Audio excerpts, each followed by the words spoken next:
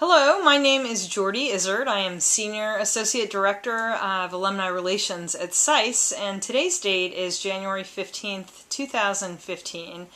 I'm here today with Paul Ehrlich, who graduated from SAIS in 1960, had gone to Washington, D.C.'s campus, and then to Bologna and received his degree after 2 years. And we're here today. Thanks so much for making some time. And we're just going to have a bit of a conversation, and we'll just start with what originally brought you to SAIS. Well, I've always been interested in international relations, international politics, history. I was born in Austria, lived in Austria my first 6 years, got here, witnessed the Anschluss in 1938, got here, so I knew the front lines in World War II even as a kid, when other kids, I played baseball too, but that was their main interest, and I was just, every day's news. I was always interested in foreign affairs, politics. I majored in history in college, and... Where was that? I was at Harvard. Mm-hmm. And I was ROTC. I went into the Army. It was right at the tail end of the Korean War. And as luck would have it, every second class was sent to Korea. And every second class was sent to Germany. And I got Germany, which was, I was more interested in Europe than in Asia. But in any case, it was more exciting. And believe it or not, the Army sent me to Dachau, famous for the concentration camp. Mm-hmm. But I was a lieutenant in the artillery and stationed in Dachau. Was 12 miles from Munich, 60 miles from Garmisch for skiing. So it was, in a sense, it was a paid vacation. I knew I wasn't going to make the Army career, and I had 2 years escape from freedom, like Erich Fromm's Escape from Freedom. They had me. So all I could do was do a good job and enjoy myself. Which I did. So after 2 years I got out, and what do I do next? I had a,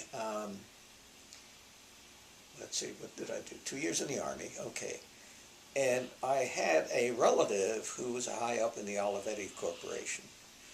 And, well, I don't have to explain Olivetti, which, of course, at that time, and still today, was a very high-performing Italian company. And so I worked for the Olivetti Corporation for about 1.5 years, and I discovered I was not a businessman. I really didn't. I wasn't crazy about that. And I had a friend at Harvard who was a big wheel in the Experiment for International Living. Mm-hmm. So that made me think about SAIS in the first place, getting back to Italy for a year. And so after 2 years in the Army, almost 2 years working in business, my first business job was American Smelting Company. That just for a few months before I switched to Olivetti for a few months. And I thought, okay, going back to grad school. And so that was Washington for 1 year, Bologna the second year, and where my friend came in, a classmate, International Living, to get over to Italy. Well, I got myself a job with the Experiment in International Living as a group leader. Uh-huh. And our group went to Verona, of all places, which is a marvelous place. Loved it. Loved my group. 40 years later, we had a reunion in Putney, Vermont of the Experiment in International Living. And my group of 8 kids was the only group ever, I think, to reassemble all 8 of us 40 years later. We were celebrated. We all had such a marvelous time, and they paid for my trip to Italy and back, so I had my second year in Bologna. That's great. Now, you got another question on that, I think, or on both. Yeah, well, that's how I got there. Yeah, that's how you got there. And so then tell us a little bit about your memories of being at SAIS. Okay. Either campus, yeah. They're fuzzy. Well, and maybe what was going on. What was going on at the time, but so many years ago. What was going on? Well, in the first place, the building we were in new building before, in our dorm, what was it, an old Y building, was it, where we lived, the students lived in the dormitory. Well, there was a building on Where was it? Florida Avenue. That was the building, Yeah. on Florida Avenue, right. Mhm.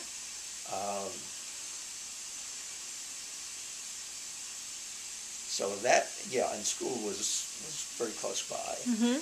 It was going back to school, basically. The courses I liked. We had an Italian teacher with a magnificent name, Aida Mastrangelo, Aida Master Angel, and she was a damn good teacher. And since I knew I was going to go to Italy the second year, I'd been to Italy as a child, but anyway. So I remember her. I remember, let's see, was it in the U.S. or Italy? I'm going to mix up some people. Oh, Boris, what was his last name? Wonderful teacher. He was an officer in the CIA, and it was well known. It was not. I guess he wasn't crawling under barbed wires. It wasn't hidden, and he gave a wonderful course. Of all things, communism, not communism, bad communism like that, but communists and the world and the Cold War and such. A wonderful instructor, so I remember him very well. Friends, of course, I was in my mid-20s by that time. Washington was exciting. I had a brother who had finished med school and was working for NIH, I think, also in Washington. So it was a great scene.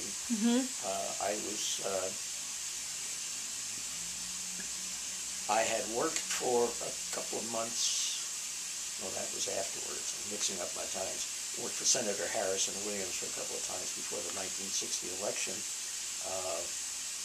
Before my first job, that's another story. You're talking about SAIS in Washington.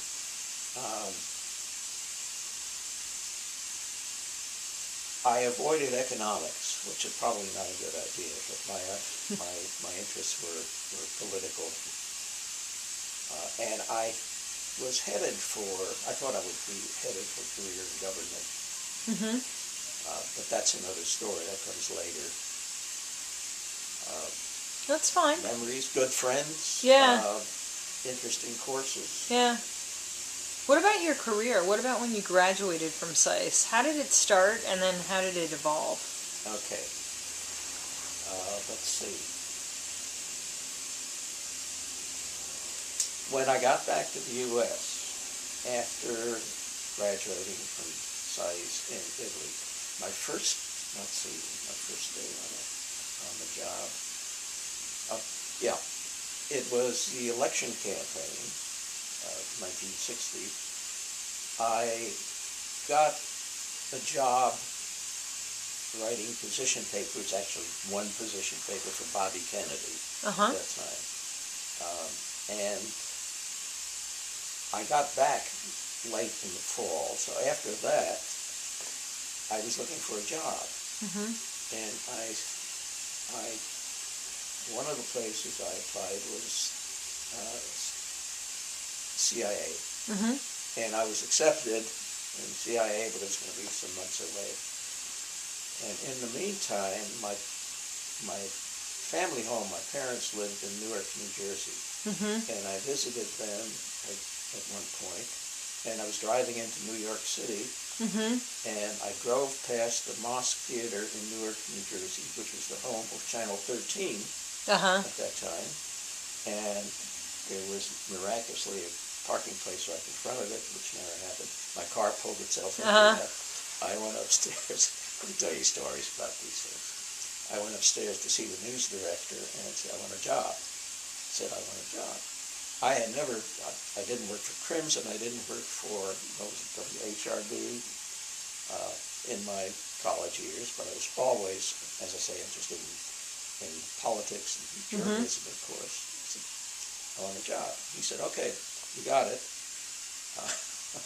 Which was crazy. It was magnificent because I wrote the news. My first day on the job was Election Day. And he said, you do the news, write the news, we'll have staff announcer voice it. But I'm going into New York for the election eve parties. Okay, you do the news. I've never done any. So I was writing the news all night long for my staff announcers. And after election day, well, I kept writing the news. That was one thing. And I was also made me producer for Betty Furness show. I don't know if you remember Betty Furness. It was an hour-and-a-half call-in show. Another show that was fabulously interesting, which I produced, was Dialing the News, in which the editors of the New York Post, the New York, the Daily News, let's see, what were the other papers? In those days there were lots of papers. The World Telegram, New York World Telegram. And a friend of his wasn't the editor, but he worked for the Herald, correspondent for the Herald Tribune. That was four, and the fifth one was New York. I forget, the Daily News. There's another paper. Anyway, each day these guys would come in, and I would line up people for them to talk to. We paid them $100, which is a big deal then. And the cab would pick them up. They'd arrive half drunk because they were finished with their news. This was a big $100, and all they had to do was answer the news from call-ins. So that was another job. I said, Betty Furness show, dialing the news. Oh, and the other thing is, after all that, I would go into New York and review plays, review Broadway plays, which I'd never done before. And this is crazy. How did they let me do this? I never did any of this before. Well, I found out that the station was being sold. The news director knew it. I didn't know that. So that's why he went on election day. He didn't give a damn. He went into New York for the parties. He didn't care if I could do it or not. But this was marvelous because I had 4 months of experience. Wow. All doing all these wonderful things. And then suddenly I was out of a job. Right. The station it ended. sold. Right. Yeah. But I had enough time at that time to hook on with ABC News. They were growing, they were building, so even though I had only 4 months experience, they said, okay, you're on as a summer replacement. They hired 7 of us as summer vacation replacements. At the end of the summer, they offered all 7 of us jobs, so you can tell how desperately they needed people who weren't, all the same quality. So I started a 20-year career at ABC News. That's great. That way. I forget how far you wanted me to, but anyway, that Well, was the experience. Well, no, just your career and how it evolved after ABC. Then what happened? After 20 years at ABC? Yeah. Okay, after 20 years at ABC, I did, first and only time in my life, I did 3 months of public relations work. And what year are we in now? About like in the 90s or the? No, this is 20 years from 61 to 81. Okay, so we're in the 80s. Okay. And so that was with the wife of a good friend and very good ABC reporter, Roger Sharp, and his wife, Goon Sharp. Goon ran this public relations shop. So for 3 months, I worked with her, and she had, her big client was AT&T at the time of the breakup. So I had a dream job if you're going to do PR, which is very difficult. I had people call me begging that I would put their clients on the air or on the radio or something, and you can tell the defeatism in their voice. It's a very tough job. But I had it easy because people would call and say, we want your AT&T bosses and presidents and chairmen and whatever would they please come on our program, which was the total opposite of the usual PR experience. Right. And I said, well, I don't know, I don't think, or maybe I'll see what I can do for you. So it was kind of fun for 3 months. But when that was, let's see, where the hell I go after that? Financial News Network. How was that? Quite an experience because it was growing. It was a startup. It was growing, whereas ABC was ABC. In fact, our first headquarters for the newsroom was in a building on 54th Street that later became a notorious strip club or something. Mm-hmm. And we'd have guests coming from Wall Street, and they'd laugh because they'd be passing the porno theater and strip club or this and that. By the time they got to us, you picked a hell of a place for a studio. But then we moved to classy digs on 6th Avenue and 51st Street, right, Mm-hmm. right in Theater Row, really. Not Theater Row, Broadcast Row. Paley had his CBS on 53rd Street, and Goldenson had ABC on 54th Street. So anyway, I did that for 8 years, and I did a bunch of anchor work there, and documentary work and various things. But after that time, we were bought by CNN, Mm-hmm. and so all of us except one guy, a real hotshot, had to get jobs. I was a little bit old at that time. So I was out of a job, but when I was doing half-hour shows, often I didn't pay any attention to who the people were, the suits. Mm-hmm. But one of the guys remembered me, and I was 63 years old by that time, but he went and got me for Bloomberg. Ah. And made me the #2 guy at Bloomberg Radio and Television News, which I did for 8 years. And so until I decided to retire, I was almost 71, and I had really terrific luck in my career. So That's great. Yeah.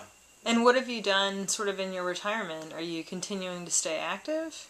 Not much. Okay. No, I know people who do.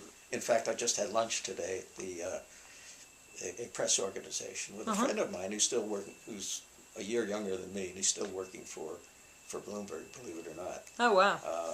But from a couple of yeah. reasons, he had luck like I had luck. Mm-hmm.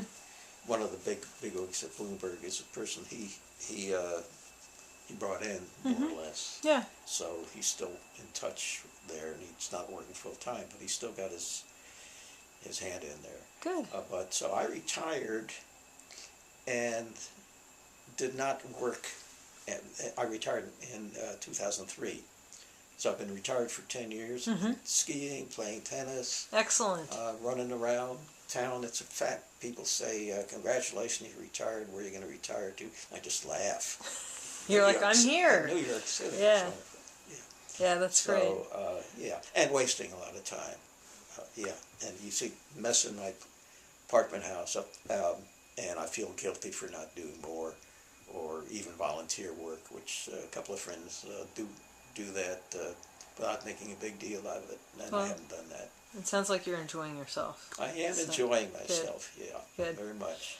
Well, in looking back at your terrific career, what advice might now would you have for current students today? I'm not sure I have any. Love what you do. And there's more than just government work. Yeah. Broadcasting was, but I can't even speak about that. I remember I did for Financial News Network, or was this for Bloomberg? I think it was for, I don't even remember. I told you about the last 8 years at Bloomberg. Did I mention that? Yeah. Okay. Financial News Network till 95 to 2003 was Bloomberg, where the guy came out and got me. One of the things, I think it was Financial News Network, and I'm not sure, it was the High Technology Business Report. And I am technologically challenged at best, and yet I would do that every day. I had to film and do the thing, and I did it. It was hard work, but I did it. These days, forget it. The technology has just leaped ahead. So what would you So, say to students? Like, stay on exactly. top of that, or? Yeah, yes, definitely stay on top of that. Or if journalism is your love, know that next year it won't look anything like it does this year. The developments are so fast and furious. Yeah. But so what advice? I love journalism, but there are also many places to go as a result, and many media, different media, print. I don't know. This is probably on its last legs. On the other hand, there's you think about the tube, how that started, and these days, forget about the tube. It's your home computer where the news is going to next, etc., etc. Advice, and I can't speak about the government. This was not my strong point. If hard, I hadn't thought about that much. Advice. But Love your area. Yeah, you said love. Yeah, I love what you do. Yeah, I love the news. It was a thrill. Yeah. And is it interchangeable? Certainly. There are people who migrate back and forth. News, government, academia.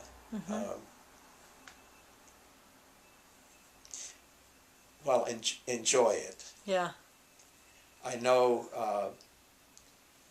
While I was here at SAIS, kids would get here from various foreign countries. And of course, when I was Bologna, I once had 3 roommates, one from Austria, one from Italy, actually from Sicily. His father was a police chief, and a third guy from Belgium. So there were the little United Nations there. And these people they were the cream of the crop here. And this was not that much after the war. It was easier for us. We had some people who weren't very good students at all, but this was America, and they had to do something. But these kids loved the area they were in. Whether it was some went into journalism, most of them went into government work. Good. And some were pretty stuffy characters. Yeah. I don't want to say anything about government because there's some dynamic people in there, as exemplified, first of all, by the CIA guy, who was a phenomenal teacher. Yeah. So enjoy advice. it is what you're saying. Yeah. I think so. I mean, this is the same thing I think 9 out of 10 people would say. Good. Yeah. I don't know if I have anything unique to say about that. No, that's fine. I just want to say thanks for your time today, and that's literally we really appreciated it and hearing about your stories.